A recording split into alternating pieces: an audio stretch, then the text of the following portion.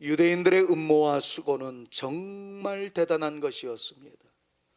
하나님의 복음을 증거하며 우리 구주 예수 그리스도의 십자가의 복음을 증거하는 바울에게 집요하게 밀어닥치는 유대인들의 권모와 술수, 음모와 모함, 그리고 협박과 공갈, 그리고 더 나아가서 린치와 죽음에 이르게 하기 위하여 법정 소송 다툼까지,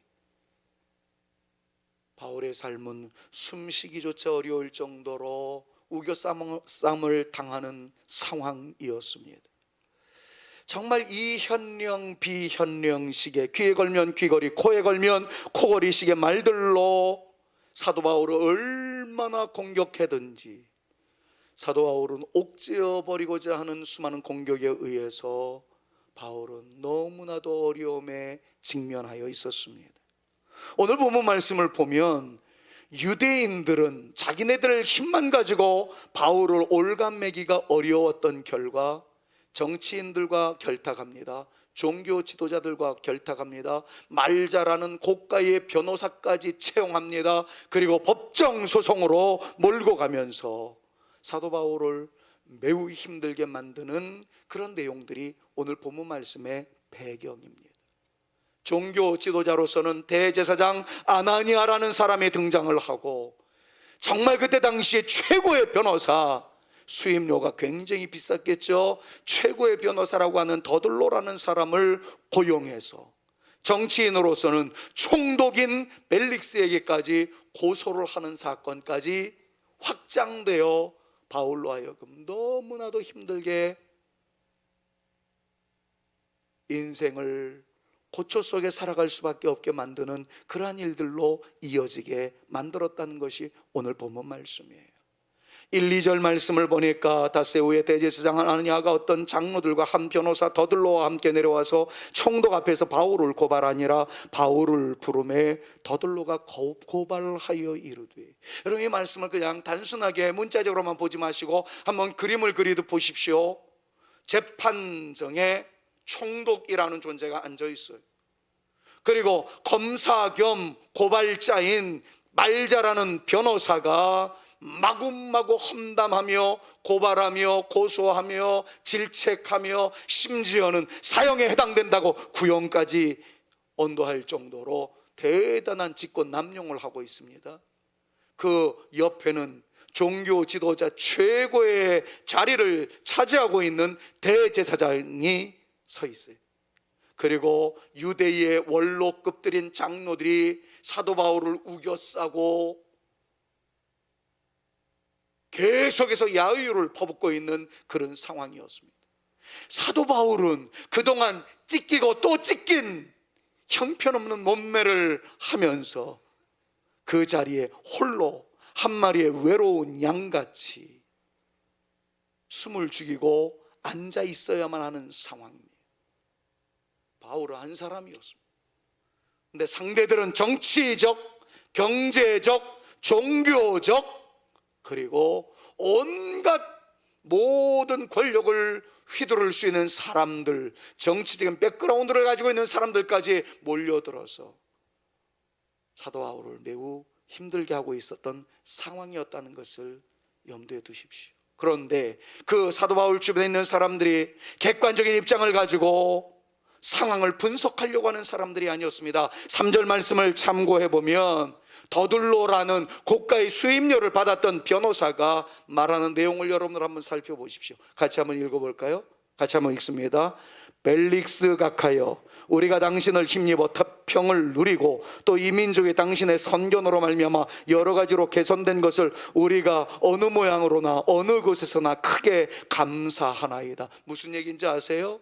변호사라는 더들로라는 사람이 이야기합니다. 총독 벨릭스에게 당신의 선정으로 말미암아 우리는 잘 살게 되었고 우리의 소셜 포지션은 높아졌고 우리 유대인들의 위상은 높아졌습니다. 태평성대를 살 수 있게 되어진 것은 다 당신 공로입니다. 얼마나 아부의 말을 하는지 모릅니다. 여러분들 여기에서 말하는 총독 벨릭스라는 사람은 우리의 입장으로 놓고 보았을 때, 일제 강점기를 놓고 보았을 때 이토 히로부미입니다. 이등방문입니다.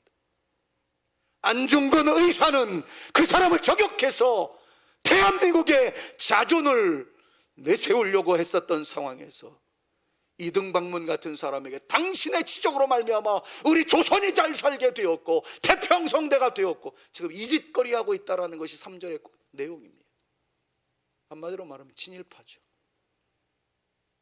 그때 당시 로마는 이스라엘을 점령한 점령군이었습니다. 이스라엘은 로마의 식민지였단 말이에요. 한쪽에서는 독립운동을 하기 위해서 그렇게 애를 쓴 유대인 열혈당원이 있었던 반면에 더들로와 같이 총독에게 아첨의 말을 하고 있는 찬사의 말을 아끼지 않는 3절에 그런 내용이 있었단 말이죠. 이유는 단 하나입니다. 바울 죽이기 위해서. 오늘 본문에서 조금 멀어지는 감은 없지 않아 있으나 벨릭스라는 사람에 대해서 한번 살펴보고 싶어요. 이 벨릭스라는 사람 겉으로 보기에는 꽤 괜찮은 사람처럼 보입니다. 그러나 내면으로는 아닌 거예요. 그 속에는 정의가 없었습니다.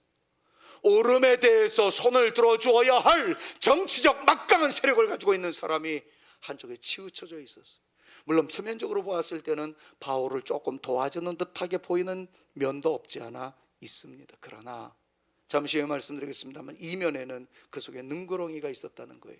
자, 22절 말씀을 보면 바울의 유죄를 선언하지 않기 위해서 선고하는 것을 유예함, 선고 유예를 하게 되는, 집행을 유예하게 되는 일을 했다라는 내용이 오늘 본문의 22절에 나와 있어요. 이건 도움이 되어졌겠죠.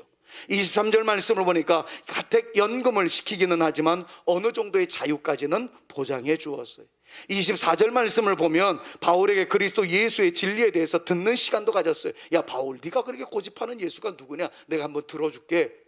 그래가지고 바울로 하여금 성경 공부를 개인적으로 받았다, 그런 내용입니다. 그리고 더 나아가서 25절 말씀을 보니까 사도 바울의 이 복음 증거의 성경 공부의 일환에서 심판에 대한 하나님의 말씀을 듣고 두려운 마음까지 생겨났었다, 이런 긍정적인 면도 있기는 했어요. 그런데 여러분 26절 말씀을 보니까 바울의 기분을 맞추어 주고 바울의 이야기에 감동을 받는 척 했던 이유가 무엇인지 26절에서 소개하고 있어요. 그게 뭐죠?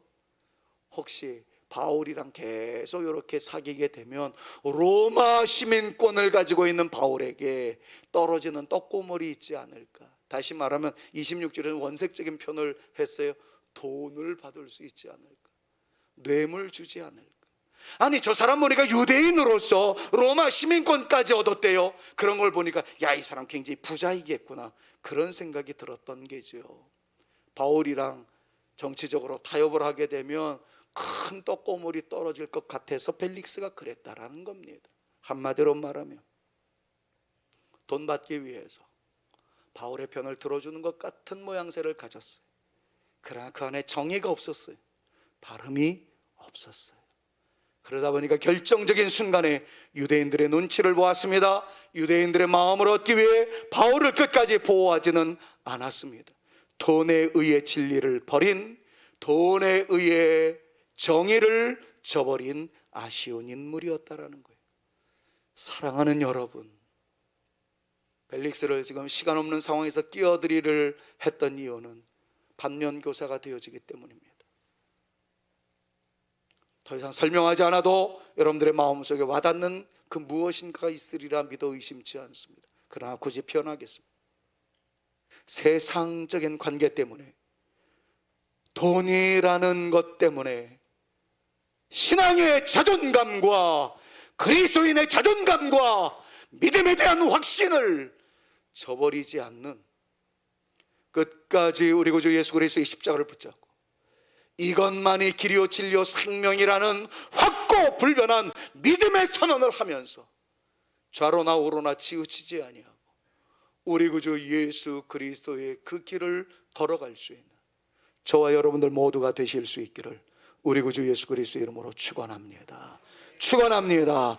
제발 믿음을 돈이라는 이유 때문에, 상황이라는 이유 때문에 내려놓지 말기를 소망합니다. 우리의 전부인 예수 그리스도, 우리의 전부인 예수 그리스도를 향한 우리의 진실된 사랑과 확고한 믿음 잃어버리지 말고 끝까지 사수하여 주님의 인정과 칭찬의 대상이 되어지는 저와 여러분 모두가 되어주실 수 있기를 다시 한번 우리 구주 예수 그리스도의 이름으로 축원합니다. 자, 이런 상황에서 바울에 대한 고발이 막 쏟아지기 시작한 거예요. 자, 이 고발의 내용을 5절에서 6절 말씀을 보니까 세 가지로 요약될 수가 있는데요. 우리가 보니 이 사람은 전염병 같은 사람이라 천하에 흩어진 유대인을 다 소요하게 하는 자요 나사렛 이단의 우두머리라. 그가 또 성전을 더럽게 하려 함으로. 이 말씀을 참고해 봤을 때 더들로에 의해서 바울이 고소당한 내용은 세 가지로 요약될 수 있다는 거예요. 첫 번째, 그는 전염병이다. 이게 얼마나 치욕스러운 얘기입니까? 지금 옆에 있는 분들한테 네가 코로나19다 이 자식아, 이럴 땐 여러분들이 좀 웃어주셔야 제가 민망함이 덜합니다. 여러분, 그런 욕을 받았다고 한다면 얼마나 치욕스러운 욕이 되겠습니까? 그런 모욕감을 바울이 안았어요. 두 번째, 나사렛 이단 예수의 괴수이다. 그러니까 예수는 이단인데 그 이단의 앞잡이라는 거죠. 여러분, 그런 얘기를 듣게 되는 바울의 마음이 얼마나 무너져 내렸겠습니까? 세 번째, 성전을 모독하는 사람이다. 이렇게 세 가지를 고소를 당했습니다. 다 이랬을 때 오늘 본문 말씀의 주된 내용은 당한 고소에 대해서 바울이 지금 변증하는 거예요. 성경에는 변명이라고 나와 있습니다만은 변명은 자기 실수에 대해서 핑계거리를 대는 것이 변명이라고 우리는 이미지가 되어 있는데, 헬라 원문이나 성경의 영어 성경을 참고해 보면은 이거를 변증하는 것으로, 철학적 사고지요, 어떤 안에 대하여 논리에 근거하여 변증하는, 방어하는 것을 변증이라는 단어를 사용하는데, 그래서 저는 바울의 변증이라는 제목으로 이 시간 말씀을 한번 살펴보려고 합니다. 자, 그럼 첫 번째로, 그놈은 전염병이다, 코로나19와 같은 놈이다, 유대인을 소요시키는 나쁜 놈이다 라고 고소한 사건에 대해서 15절에서 바울은 이렇게 디펜스를 합니다. 그들이, 같이 한번 읽어볼게요.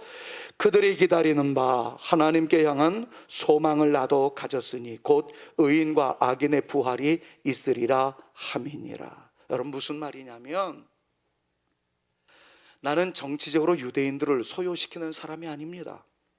저들이 믿고 있는 그 하나님, 그리고 그 하나님의 참된 복음을 제대로 증거하려고 하다 보니까 저들이랑 부딪히게 된 것이지, 나는 유대인들을 선동하거나 전염병처럼 해악을 입히려고 하는 존재가 아닙니다. 그 얘기를 하는 거예요. 사실인즉, 여러분, 유대인들 가운데 바리새인이라는 사람이 있듯이 정치적으로 결탁하여서 종교적인 힘을 이용하여 자기의 이득을 취하는 사람들의 무리가 또 하나 있었으니 그것을 사두개파라고 이야기합니다. 신학적으로 설명하기는 시간이 부족하고요, 바리새인이 있었던 것처럼 사두개인이라는 유대인의 한 종파가 있었습니다. 그런데 불행하게도 이 사두개인들은 정치적으로 연루를 하면서 자기네들의 이속을 챙기기에 급급했던 사람이었던 반면에 기독교의 진리는 거부합니다. 일테면 가장 중요한 것은 예수 그리스도의 부활을 믿지 않습니다. 하나님의 심판을 믿지 않습니다. 자기네들의 이속을 챙기기 위해서는 하나님을 이용하면서도 정작 그들은 예수 그리스도의 부활과 하나님의 심판을 믿지 않았다는 거예요. 그래서 바울은 이야기합니다. 너희가 믿는다는 하나님은 왜곡된 하나님이다. 사실이 아닌 하나님이다. 하나님은 사랑의 하나님이심과 동시에 우리를 심판하시는 하나님이시다. 이것을 외치지 아니할 수 없었다는 것이 바울의 선언이었습니다.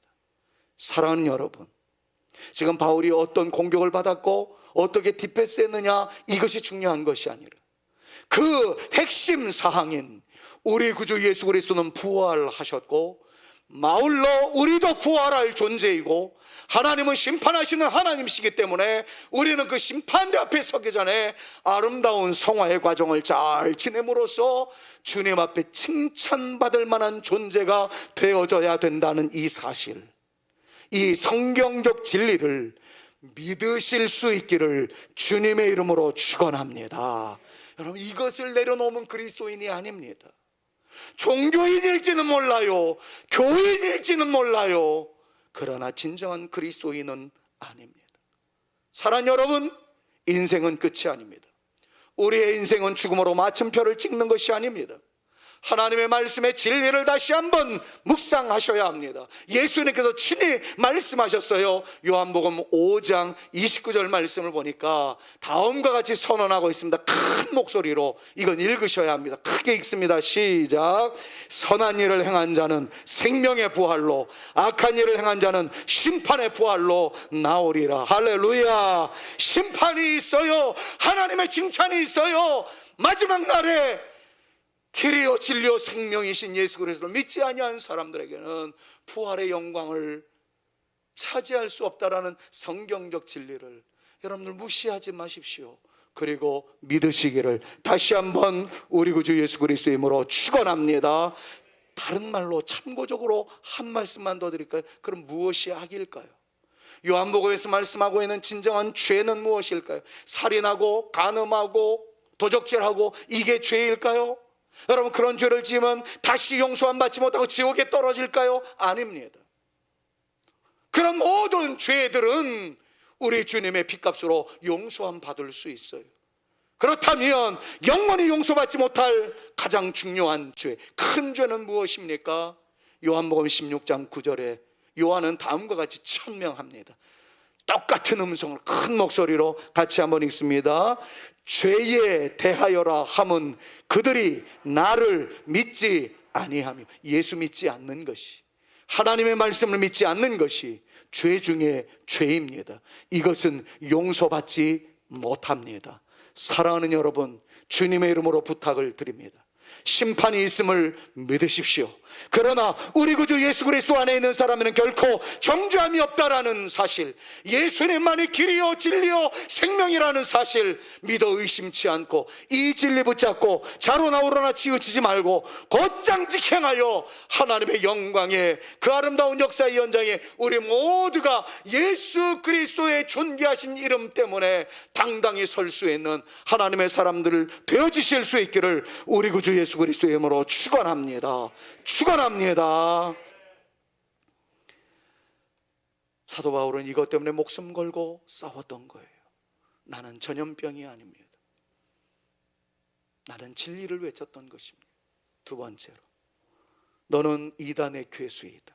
예수 이단의 앞잡이이다. 14절에 이것을 놓고 사도 바울이 변증하는 내용이 나와 있습니다. 또 같이 한번 읽어봅시다. 그러나 이것을 당신께 고백하리이다. 나는 그들이 이단이라고 하는 도를 따라 조상의 하나님을 섬기고 율법과 선지자들의 글에 기록된 것을 다 믿으며, 나보고 예수님이 하나님과 정면 도전하는 반대파고 이단이라 유대인들은 이야기하는데 아닙니다. 아닙니다. 나는 유대인들이 믿고 있는 그 하나님을 섬기고 그 하나님의 말씀을 믿고, 우리 구주 예수 그리스도는 그 하나님의 섭리에 따라 이 세상에 오셔서 우리의 죄를 위하여 죽으셨고 그리고 부활하셨고 승천하신 것입니다. 여러분, 이 내용을 조목조목 논박하고 있는 것이 바울의 모습이에요. 요약하자면 이런 겁니다. 나는 이단을 믿는 사람이 아닙니다. 여러분들은 나를 이단이라고 하나, 나는 그들이 믿고 섬기고 있는 바로 그 하나님, 우리 조상들이 믿은 그 조상의 하나님을 나도 섬깁니다. 그리고 하나님의 선지자들이 예언하신 대로 그 말씀을 따르는 삶을 저 또한 살고 있습니다. 더 나아가 나는 의인과 악인의 심판에 대해 믿는 사람이기 때문에 그 다음 말씀은 굉장히 중요하죠. 양심을 따라 하나님을 바르게 섬기고 믿었노라 라고 설명합니다. 사랑하는 여러분, 이것이 우겨쌈을 당하고 있는 바울이, 힘이 없어 보이고 만신창이가 되어 있는 한 마리의 외로운 양과 같은 모양의 바울이 정치권적, 종교권적, 그리고 온갖 군사적인 차원에서 둘러진치고 있는 상대할 수 없을 정도로 가공할 만한 무기에 해당되는 그 수많은 군중들을 향해서 외쳤던 담대한 용기 있는 선언이었던 것들을 보면서 여러분들에게도 동일한 부탁을 하고 싶습니다. 여러분들의 삶의 자리에서 때로는 그리스도인이라는 것 때문에 당하는 불이익이 있다 할지라도 나는 그리스도인입니다. 나는 하나님을 믿는 사람입니다. 나는 하나님의 자녀입니다. 단호하게 선언할 수 있는 용기 있는 믿음의 용사들이 되어질 수 있기를 주님의 이름으로 축원합니다. 여러분, 우리가 술을 마시느냐 안 마시느냐, 이것이 천국 갈 문제냐 지옥 갈 문제냐, 이런 저차원적인 얘기는 내려놓읍시다. 그러나 우리 그리스도인들은 술의 문화와는 반대적인 개념이기 때문에 예를 그렇게 드는 것임을 여러분 인정하시고 이해하시고 들어줬으면 좋겠어요. 직장 상사가 술을 권합니다. 받을 수 없는 분위기예요. 받았어요. 아니, 받기 전에 그랬으면 더 좋겠지만 어쨌든 받았어요. 그랬을 때 아이고, 이사님, 사장님 혹은 부장님, 제가 요즘 간 기능이 저하돼서 이거 먹으면 제가 큰일 납니다. 그래서 요즘 절주하고 있습니다. 내가 받기는 하고 안 마시겠습니다. 이해해 주십시오. 이런 식으로 얘기할 것인지, 그러면 어쩌면 출세할지 모르겠습니다. 그러나 이런 상황에서 받는 것을 거부하고 죄송합니다, 저는 크리스찬입니다, 주님이 기뻐하시지 않는 일이기 때문에, 나는 그리스도인이기 때문에 죄송합니다, 받을 수가 없습니다. 대신 콜라를 한 잔 따라주시면 한 잔 마시고 죽도록 충성하겠습니다. 다른 사람들보다 더 충성하겠습니다. 우리 회사에 정말 유익을 던져주는 최고의 사원이 되겠습니다. 이런 식으로 한 가지 예로 여러분들이 다 이해하시리라 생각하는데, 구차한 다른 변명이 아니라 진리에 근거한 확실한 변증을 할 수 있는 그런 용기 있는 하나님의 사람들로 우리 모두가 살아가실 수 있기를 다시 한번 우리 구주 예수 그리스도의 이름으로 축원합니다. 하나님께서 책임져 주실 줄로 믿습니다. 세 번째로, 고소당하는 것은 성전을 모독하는 사람이라는 그런 공격을 받았습니다. 이럴 때 17절 18절에서 바울은 이렇게 변호합니다. 같이 한번 또 읽어볼까요?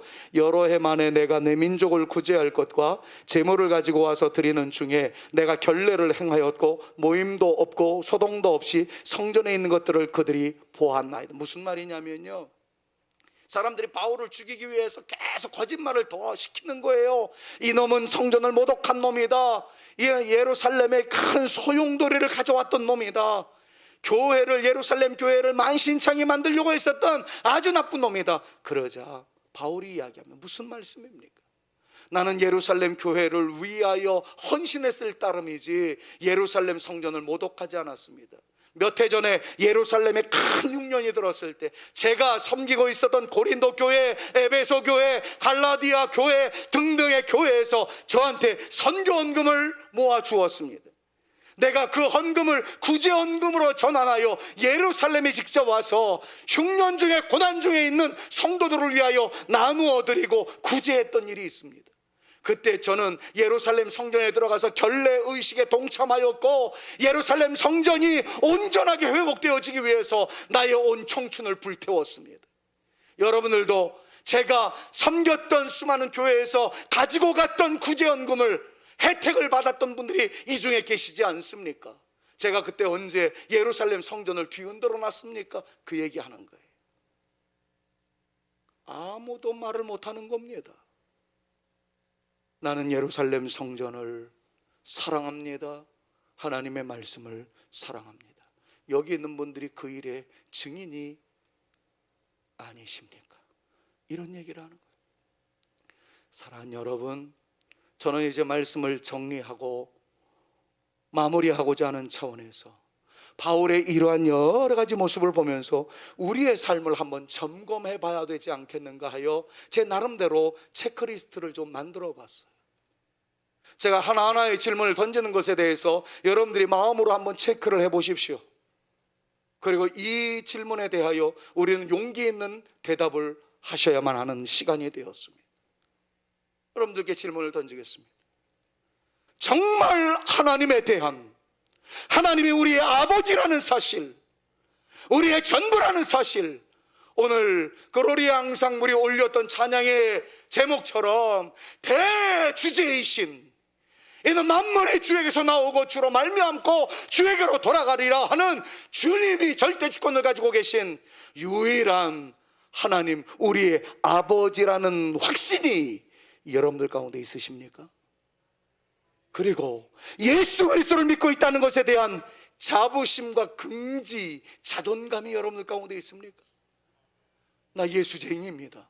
나 예수 믿는 사람입니다. 그래서 다르게 살아야 될 뿐, 나는 회사의 지도 방침을 거부하는 것이 아닙니다. 저는 다르게 살고 싶은 저의 신앙 양심이 있기 때문입니다. 뭐 이런 확신을 가지고 살아갈 만한 자존감이 있으십니까? 누구 앞에서도 당당하게 그리스도인인 것을 드러낼 확신이 여러분들 가운데 있습니까? 나는 그리스도인이에요. 나는 예수 믿는 사람입니다. 하나님의 심판이 있음을 믿으면서 그 심판 앞에서 하나님의 칭찬이 있음을 확신하여 오늘을 성실하고 바르게 살아가리라 다짐하는 확신이 우리 가운데 있습니까?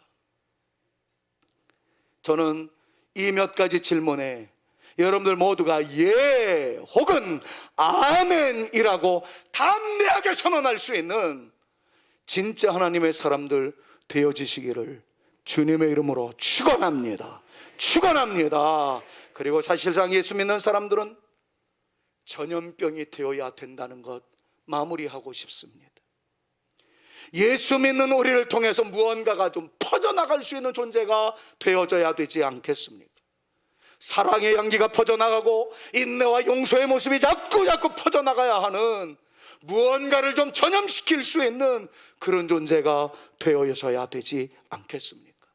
우리로 인해서 사회가 달라지고 우리로 인해서 주변이 좀 달라지는 그 아름다운 역사가 우리를 통해서 곳곳에서 일어나야 되지 않겠습니까?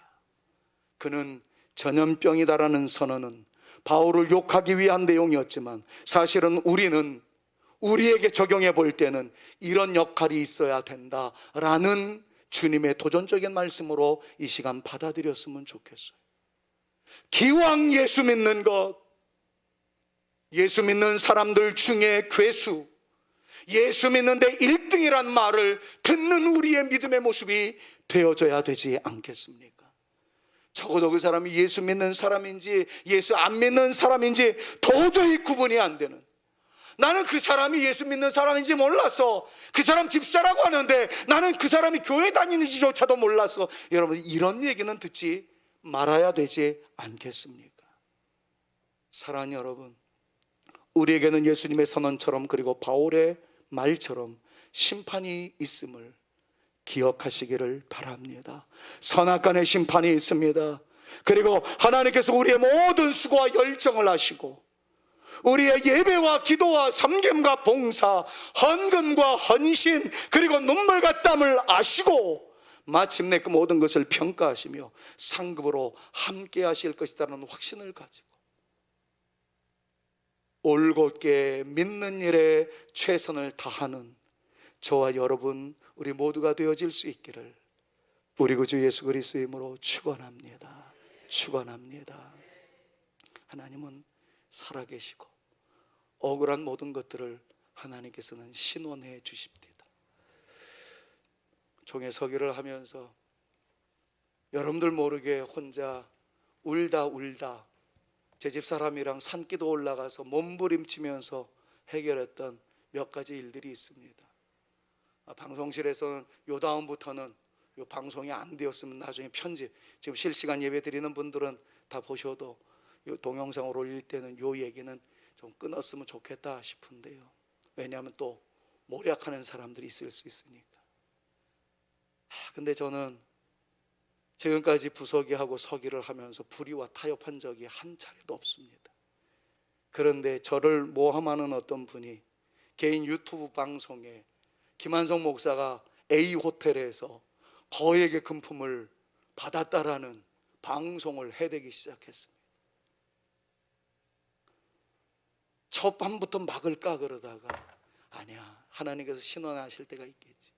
두 번째 또 방송을 하면서 서기 김한성은 꺼져버려라 별의별 육두문자를 다 날렸습니다. 그것까지 참았습니다. 너무 괴로워서 집사람과 산기도 올라가서 하나님, 저는 침묵하겠으니 하나님이 신원해 주셔야 되지 않겠습니까? 근데 세 번째, 이거는 못 참겠더라고요. 제 아들까지 거론하고 여러분들까지 거론하는 거예요. 뭐 김한성 목사의 아들이 전도사라고 거론하는데 잘 되나 보자. 성산교회 성도들이 불쌍하다. 이거는 제가 참을 수가 없었습니다. 그래서 명예훼손으로 형사 고발을 할까 마음까지 갖고, 그때가 구정때였습니다. 산기도 또 올라갔습니다. 근데 하나님이 명예훼손으로 걸라라는 감동을 주지 않는 거예요. 억울해 미치겠다라고 하나님 앞에 발버둥 치면서 울고만 내려왔습니다. 하나님, 언제까지 참아야 되겠습니까? 근데 제 친구 가운데, 제 동기 가운데 주먹개나 쓰는 사람이 있어요.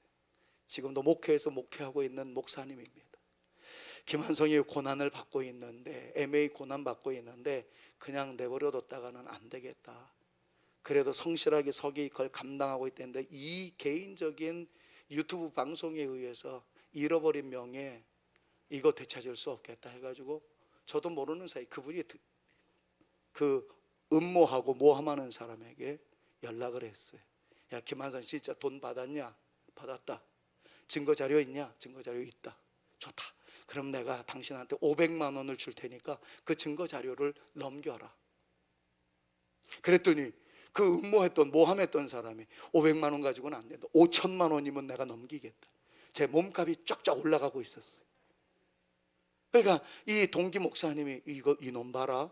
그리고서는 더 한 단계를 넘겼습니다. 내가 현찰로, 그 사람이 그런 돈 없지만 현찰로 5억을 지금 당장 가지고 갈 테니까 어디서 만나자.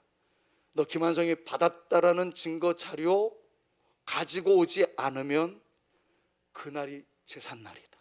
그 시간 나한테 죽을 줄 알아라. 막 육두문자를 날린 거예요. 그랬더니 그분이 버벅거리면서, 사실은 김한성 목사가 자기를 도와주지 않아서 아마도 상대편에게 돈을 먹고 안 도와주는 것으로 생각이 들어서 시나리오를 썼다, 이실직고를 했습니다. 그러니까 제 동기 목사가 너 이 XX 나쁜 놈, 반론 보도를 네가 유튜브 방송으로 만들지 않으면 내가 진짜 가만두지 않겠다. 그래서 그분이 김한성 목사한테 사죄를 드립니다. 예수 다음으로 닮아야 할 분은 김한성 목사입니다. 이야, 이러면서 내가 잘못된 제보를 가지고 김한성 목사의 이름에 먹칠을 했는데 사죄 드리오니 용서해 주시기 바랍니다. 총대들한테 이게 다 퍼진 거예요. 어떤 분들은 저한테 그래요. 김한성 목사 한동안 고생했지만 그래도 주님께서 다 신원해 주시지 않았느냐. 근데 아니에요. 애당초 그런 일이 없었으면 더 좋았겠다 하는 생각이 드는 거죠. 그러나 주님은 저한테 큰 깨달음을 주셨어요. 별거 아닌 것 같지만, 여러분들은 그냥 미담의 한 내용으로 들을 수 있을지 모르지만 저는 이것 때문에 피말리는 몇 달을 보냈습니다. 근데 마침내 주님은 드러내시더라고요. 그리고 이전보다 더 괜찮은 존재로 주님께서 만들어 주시더라고요. 사랑하는 여러분, 하나님은 살아계십니다. 그리고 드러내십니다. 일종의 심판의 모습을 저는 철저히 맛보았어요. 그래서 제가 부서기 하면서 당선 소감을 이야기했을 때부터 내가 늘 고백했던 것을 여러분들한테 소개하면서 설교를 접겠습니다. 이것은 성경만큼은 아니지만 요즘도 매일 아침 눈만 뜨면 이 시를 암송하면서 저의 마음을 다잡고 있는 거예요. 저는 그분이 크리스찬인지는 잘 모르겠습니다. 크리스찬이었으면 더 좋겠어요. 그분의 이름은 나태주라는 분이고, 그분이 쓴 시는 마당을 쓸었습니다입니다. 마당을 쓸었습니다. 지구 한 모퉁이가 깨끗해졌습니다. 꽃 한 송이 피었습니다. 지구 한 모퉁이가 아름다워졌습니다. 마음속에 씨 하나 싹 텄습니다. 지구 한 모퉁이가 밝아졌습니다. 나 지금 그대를 사랑합니다. 지구 한 모퉁이가 더욱 깨끗해지고 아름다워졌습니다. 사랑하는 여러분, 예수 믿는 우리로 인해 이런 변화의 역사가 나타날 수 있기를 간절히 소망합니다. 우리의 가정이, 우리의 사는 마을이, 우리가 머물고 있는 직장이, 우리가 섬기고 있는 교회가, 그리고 조국 대한민국이 예수 믿는 우리들 때문에 맑아지고 밝아지고 깨끗해지고 향기로워져 갈 수 있기를 간절히 소망합니다. 그런 면에서 우리는 예수의 전염병이 되어져야 합니다. 예수님을 흩날릴 수 있는, 예수님의 향기를 흩날릴 수 있는 그런 아름다운 존재가 되어서 우리가 머물고 있는 그곳이 깨끗해지기를, 그곳이 향기로워져 갈 수 있기를, 그곳이 밝아질 수 있기를, 그곳에 그리스도의 향기로움이 가득 채워질 수 있기를 우리 구주 예수 그리스도의 이름으로 축원합니다. 축원합니다. 그를 위하여 우리의 마음에 주를 향한 사랑이, 우리의 말에는 주님께서 주신 진리로, 우리의 눈에는 주님의 눈물이 채워질 수 있기를, 내 입술에는 찬양의 향기가 마구마구 흩날릴 수 있으며 두 손에는 주를 닮은 섬김이, 나의 삶에는 주의 흔적이 남아있을 수 있게 해달라고 올리는 이 찬양이 오늘 설교를 마지막으로 대변해 줄 수 있을 것 같습니다. 우리 한번 뜨거운 마음으로 이 찬양을 올리면서 예배를 마치도록 합니다. 내 마음에 주를 향한 사랑이, 나의 말엔 주가 주신 진리로, 나의 눈에 주의 눈물 채워주소서. 내 입술에 찬양의 향기가, 내 입술에 찬양의 향기가, 두 손에는 주를 닮은 섬김이, 나의 삶에 주의 흔적 남게 하소서. 아멘. 하나님의 사랑이 영원히 십자가의 길을 걷는 자에게, 순교자의 삶을 사는 이에게 조롱하는 소리와, 조롱하는 소리와 세상 유혹 속에도 주의 순결한 신부가 되리라.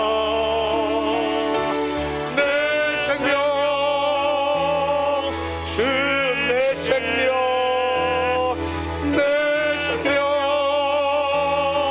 주 내 생명, 내 생명, 주님께 드리리.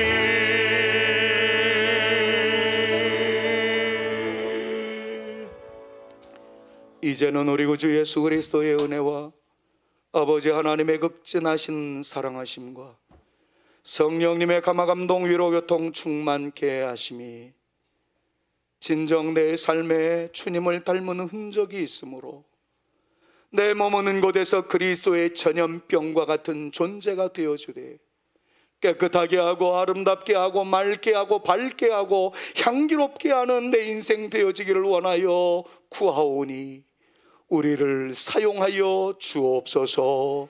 간절히 기도하고 돌아가는 주의 택한 자녀들 머리 위에와 저들의 가정 위에와 우리 사랑하는 성산교회 위에 이제로부터 영원토록 함께 있을지어다. 아멘.